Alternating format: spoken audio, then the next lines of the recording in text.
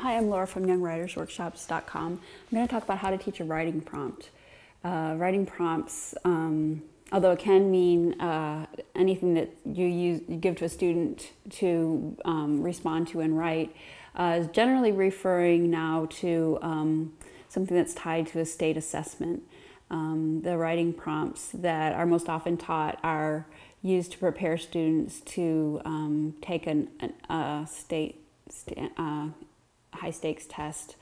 And so you really want to prepare students so that they'll be ready and know how to handle this situation.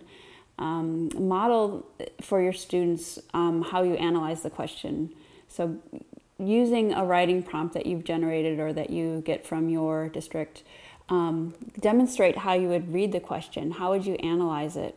How would you think it through? This is a really important part of teaching the prompt for the students because they're going to encounter a different one, but they'll have to know how to approach it. The next step is to create a concept map or some graphical way for them to get some ideas out, brainstorming what are some of the ways that they can respond to this prompt.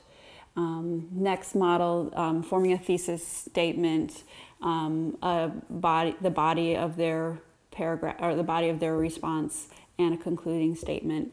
You walk through the whole thing with the students because they are going to be doing this in a more stressful situation. So the more you can model the process for them, the more opportunity they'll have for success. Next, model revising your paragraph that you've generated or your set of paragraphs. You want to make sure that students understand that they do need to leave themselves time to go back over what they've written, even if it is in a timed situation or a situation where they're not in their regular writing workshop setting.